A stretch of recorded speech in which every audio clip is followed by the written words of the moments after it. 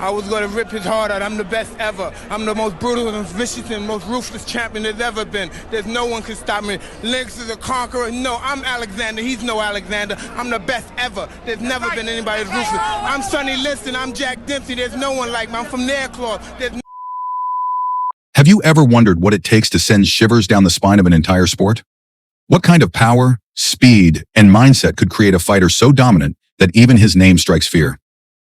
Welcome to the Unbeatable Edge, where we unravel the untouchable greatness of legendary athletes.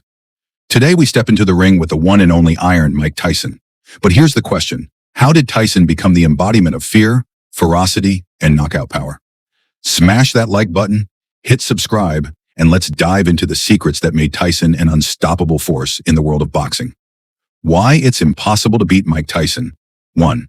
A moving target. Picture this. You're in the ring, and Tyson's coming at you, not in a straight line, but with a hypnotic, side-to-side sway that makes him impossible to pin down. His signature movement wasn't just footwork, it was psychological warfare. The unpredictability left opponents second-guessing every punch, while Tyson weaved through their defenses like a predator sizing up prey. 2. Slipping punches with precision. Now imagine throwing your best shot only to watch it graze thin air. Tyson's reflexes were almost superhuman. He mastered the art of slipping punches, ducking, and weaving with split-second timing. And here's the kicker. Every slip wasn't just defense, it was an opportunity to counter with devastating force. 3. Power transfer. Like a loaded spring, when Tyson dodged a punch, he didn't just evade, he coiled like a spring. By shifting his weight to the opposite foot, he could unleash a left hook or right hand with every ounce of power behind it. The result? Punches that felt like freight trains, ending fights before they even began. The peekaboo revolution. Under the legendary Cus D'Amato, Tyson perfected the peekaboo style, a blend of defensive brilliance and explosive counterattacks. It wasn't just about hitting hard, it was about hitting smart, exploiting every opening his opponents gave him. Chapter 2. The peekaboo style, revolutionizing boxing. What made Tyson's fighting style so effective?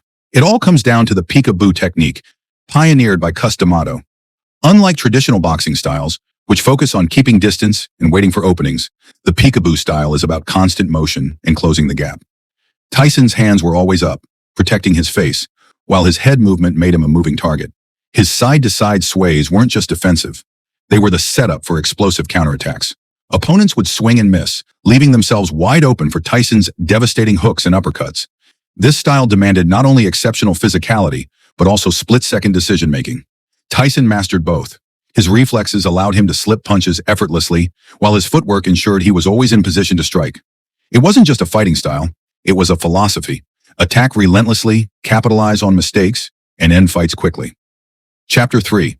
The power behind the punch. Let's talk about Tyson's power, because it wasn't just power, it was raw, unrelenting force. Studies estimate that Tyson's punches generated up to 1,600 joules of energy. For comparison, that's like being hit by a small car traveling at 25 miles per hour. But what made his punches so devastating wasn't just brute strength, it was the mechanics. Tyson's ability to transfer weight through his punches was textbook perfection. Every punch started from the ground up, utilizing his legs, hips, core, and shoulders. His compact frame, low center of gravity, and explosive fast-twitch muscle fibers gave him the ability to deliver punches that not only hurt, but ended fights. And it wasn't just the power, it was the speed. Tyson could throw combinations at lightning speed, overwhelming opponents before they could react. His infamous uppercut, a punch that left many fighters crumpled on the canvas, was a testament to his precision and timing. Chapter 4. The psychological edge. Beyond the physical attributes, Tyson possessed an unmatched psychological edge.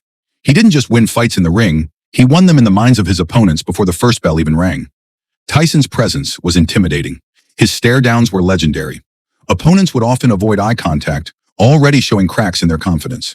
Tyson's reputation as a knockout artist only added to his aura of invincibility. Fighters knew that one mistake, just one, could lead to a brutal end.